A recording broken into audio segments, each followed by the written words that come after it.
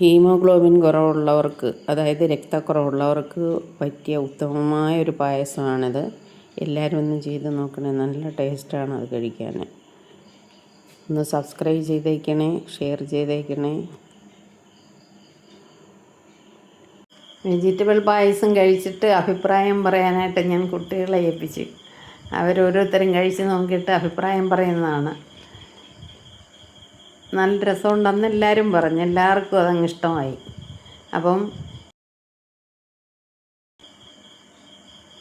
ശരിയാക്കി നോക്കിയിട്ട് അഭിപ്രായം പറയണം. ഇതെങ്ങനെ ഉണ്ടാക്കുന്നതെന്ന് ഞാൻ പറഞ്ഞു തരാം. എല്ലാവർക്കും ഇഷ്ടമായി, നല്ല ടേസ്റ്റാണത് കേട്ടോ.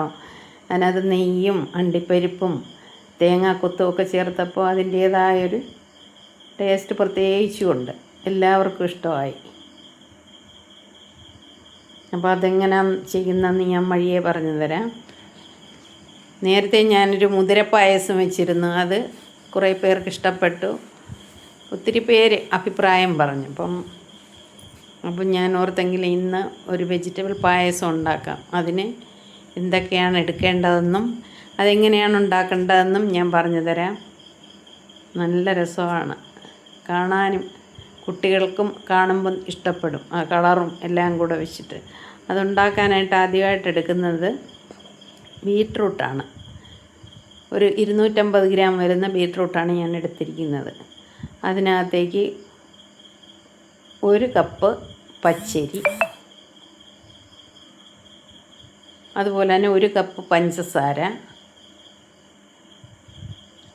അതുപോലെ ഒരു 100 ഗ്രാമോളം വരുന്ന മുന്തിരി, ഉണക്കമുന്തിരി, അതുപോലെ തന്നെ അണ്ടിപ്പരിപ്പും ഒരു 100 ഗ്രാമോളം എടുക്കുക. പിന്നെ ഒരു നെയ്യ് ഒരു 6 സ്പൂണോളം ഞാൻ ചേർത്തിട്ടുണ്ട്. നെയ്യ് ഈ പറഞ്ഞ സാധനങ്ങൾ അളവ് കൂട്ടിയാലും കുഴപ്പമില്ല. ഇതൊന്നും ഇച്ചിരി അധികമായി എന്ന് വിചാരിച്ച് ദോഷമൊന്നുമില്ല. അതുപോലെ തന്നെ തേങ്ങാക്കൊത്ത്, 1 മുറി തേങ്ങ എടുത്തിട്ട് ചെറുതായിട്ട് അരിഞ്ഞെടുത്തതാണ്. ഒരു പാത്രം അടുപ്പിലേക്ക് വെച്ചിട്ട് നമുക്കതിനകത്തേക്ക് അരി കഴുകി വേവാനിടാം. കഴുകി വൃത്തിയാക്കിയ അരിയാണ്, അതൊന്ന് തിളയ്ക്കുമ്പോൾ തന്നെ വേവും.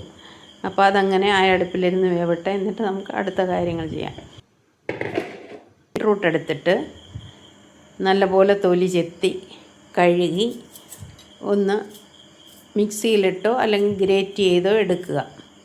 ഒരുപാട് അരയരുത്, പിന്നെ തീരെ വലിയ കഷ്ണങ്ങളും ആവരുത്. ഒരു പരുവത്തിന് അത് റെഡിയാക്കി എടുക്കുക.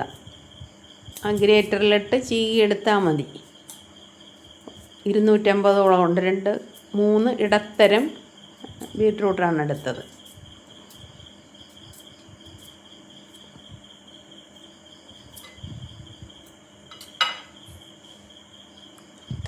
ഒരു പാൻ അടുപ്പത്തേക്ക് വെച്ചിട്ട് 1 സ്പൂൺ നെയ്യ് ഞാൻ അതിനെ ഒഴിച്ച് കൊടുക്കുകയാണ്. ഓരോ സമയത്തായിട്ട് ഓരോ അവസരങ്ങളിലായിട്ടാണ് നെയ്യ് ഒഴിച്ച് കൊടുക്കുന്നത്. ഇപ്പോൾ ആദ്യം 1 സ്പൂൺ നെയ്യ് ഒഴിച്ചിട്ട് ഒന്ന് ചുറ്റിച്ച് കൊടുക്കുക. അതിനകത്തേക്ക് അണ്ടിപ്പരിപ്പും മുന്തിരിയും കൂടെ ഒന്നിച്ചിട്ട് തന്നെയാണ് ഞാനതൊന്ന് മൂപ്പിച്ചെടുത്ത് ഒരു പാത്രത്തിലേക്ക് കോരി വയ്ക്കുക. അതിനുശേഷം 1 സ്പൂൺ കൂടെ നെയ്യ് ഒഴിക്കുക. അതിനകത്തേക്കിനി ആ തേങ്ങ കൊത്ത് അതുകൂടെ ഇട്ട് നല്ല ഗോൾഡൻ കളറാകുന്നത് വരെ ഒന്ന് വറുത്തിട്ട് കോരിയെടുക്കുക.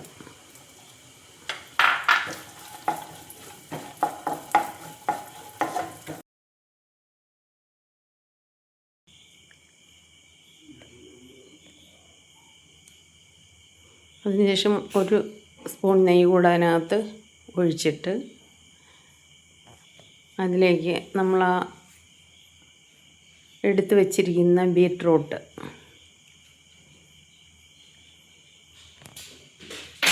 ഒരു സ്പൂൺ കൂടെ ഒഴിച്ച് അങ്ങനെ എല്ലാം കൂടെ ഒരു 6 സ്പൂണോളം നെയ്യ് ഇതിനകത്ത് ചേർത്തിട്ടുണ്ടാവും. കൂടുതൽ ചേർത്താൽ ഒന്നുകൂടെ ടേസ്റ്റ് കൂടത്തതേ ഉള്ളൂ. അപ്പോൾ നിങ്ങളുടെ ഇഷ്ടത്തിന് അളവ് കൂട്ടുന്നതിന് കുഴപ്പമില്ല. അതിലേക്ക് ബീറ്റ്റൂട്ട് നമ്മളിട്ട് കൊടുക്കുകയാണ്. അതും നല്ലപോലെ ഒന്ന് നെയ്യുമായിട്ട് കിടന്ന് ഒന്ന് മൂത്ത് വരുമ്പോൾ അതിലേക്ക് ഓരോ സാധനങ്ങൾ പിന്നെ ചേർത്ത് കൊടുക്കുക.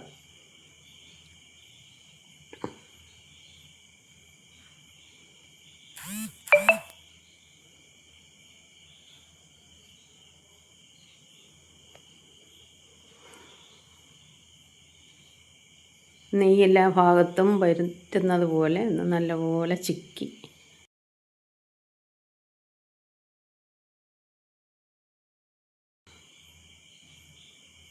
അടുത്തായിട്ട് ചേർത്ത് കൊടുക്കുന്നത് പഞ്ചസാരയാണത്. കുറേശ്ശെ കുറേശ്ശെ ഇട്ട്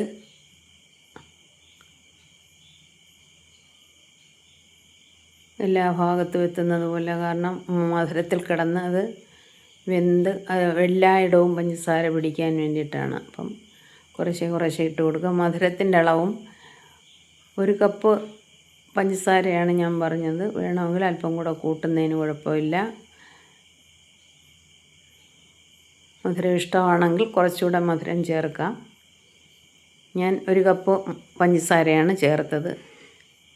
വെന്ത് വന്നപ്പോൾ ഇതാണ് അതിൻ്റെ ഒരു ലക്ഷണം. എന്നിട്ട് നമ്മളെല്ലാം വേവിച്ച് വെച്ച അരിയില്ലേ, 1 കപ്പ് അരി കാണിച്ച അരി അതിനകത്തേക്ക് തട്ടിയിട്ട് കൊടുത്ത് അത് മൊത്തത്തിൽ എല്ലായിടവും ഒന്നേപോലെ ആകുന്നത് പോലെ ഒന്നിളക്കി യോജിപ്പിച്ച് കൊടുക്കുക, കുറേശ്ശെ കുറേശ്ശെ ഇട്ട്. ഇതിനു മുന്നേ ഞാൻ ചെയ്ത ഒരു മുതിരപ്പായസമുണ്ട്, സമയമുണ്ടെങ്കിലൊന്ന് കണ്ടേക്കണേ. അത് കണ്ടിട്ട് ബിന്ദു എന്ന് പറയുന്ന ഒരാൾ നല്ല അഭിപ്രായം പറഞ്ഞു, അതുപോലെ ആതിര. അപ്പം 2 പേർക്കും താങ്ക്സ്, കണ്ടതിനും നല്ല അഭിപ്രായം പറഞ്ഞതിനും.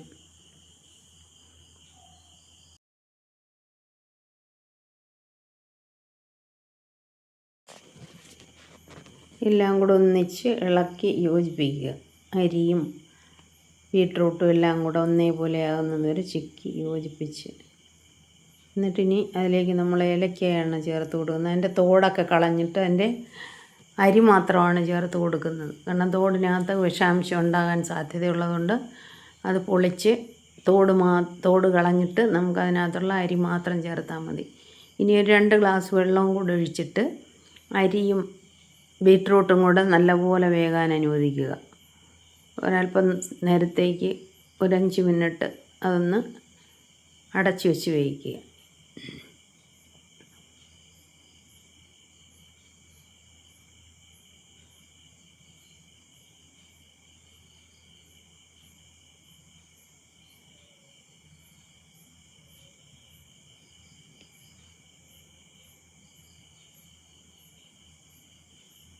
നെയ്യ് തെളിഞ്ഞ് വരുന്നത് കണ്ടോ, നല്ലപോലെ ഒഴിച്ച നെയ്യെല്ലാം മുകളിൽ തെളിഞ്ഞ് വന്നിട്ടുണ്ട്. അതിനി അടച്ച് വെച്ചിട്ട് 2 മിനിറ്റ് കൂടെ ഒന്ന് കുക്കാകാൻ അനുവദിക്കുക. ഇതാണ് ഫൈനൽ ലുക്ക്. അപ്പോൾ ഇതിനകത്തേക്ക് ഇനിയും കുറേ സാധനങ്ങൾ കൂടെ ചേർക്കാനുണ്ട്. നമ്മൾ പിന്നെ ചേർത്ത് കൊടുക്കുന്നത് 1.25 കപ്പ് പാലാണ്. പശുവിൻ പാൽ ചേർക്കാം, അതുപോലെ തേങ്ങാപ്പാൽ ചേർക്കാൻ പറ്റുമെങ്കിൽ അത് ചേർക്കാം. 2 ആയാലും നല്ലത് തന്നെ. ഞാനിപ്പോൾ പശുവിൻ പാലാണ് ചേർത്ത് കൊടുത്തിരിക്കുന്നത്. 1.25 ഗ്ലാസ് പാൽ ഞാനിപ്പോൾ ചേർത്ത് കൊടുക്കുന്നു. പാലിൻ്റെ അളവും നിങ്ങൾക്ക് ഇച്ചിരി കൂട്ടി കൊടുക്കുന്നതിന് യാതൊരു തെറ്റുമില്ല, ടേസ്റ്റ് കൂടത്തതേ ഉള്ളൂ.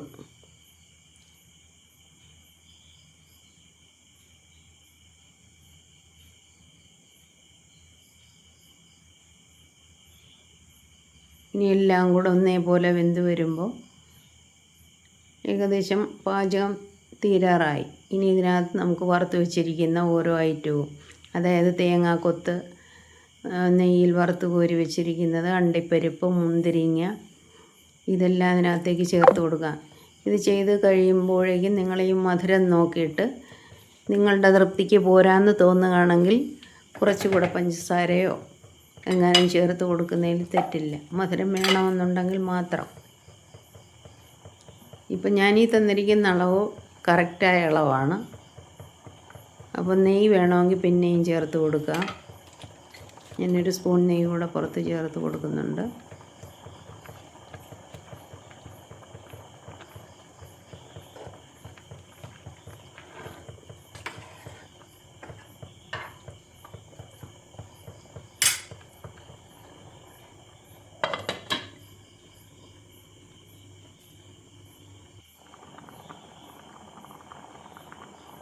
ഇതിനകത്തേക്ക് ഇനി നമുക്ക് അണ്ടിപ്പരിപ്പ്, തേങ്ങാക്കൊത്ത്, മുന്തിരി ഇതെല്ലാം കൂടെ ചേർത്ത് കൊടുക്കുക. ഓൾമോസ്റ്റ് പാചകം കഴിഞ്ഞിട്ടുണ്ട്.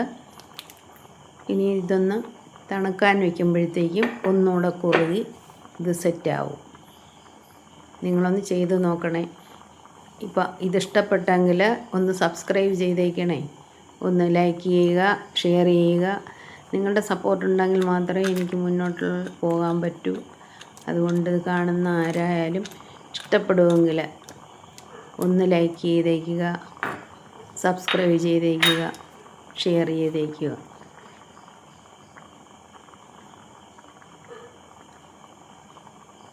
ഇതിനു മുമ്പ് ഞാൻ ഒരു മുതിര പായസം വെച്ചിരുന്നു. അത് കണ്ടപ്പം ഒത്തിരി പേര് നല്ല അഭിപ്രായം പറഞ്ഞതുകൊണ്ടാണ് ഞാൻ ഈ ഒരു പരീക്ഷണത്തിന് ഒരുങ്ങിയത്. ചെയ്ത് നോക്കി കൊള്ളാമെന്ന് കണ്ടതുകൊണ്ടാണ് എൻ്റെ പ്രേക്ഷകർക്ക് വേണ്ടി ചെയ്തത്. Thank you for watching.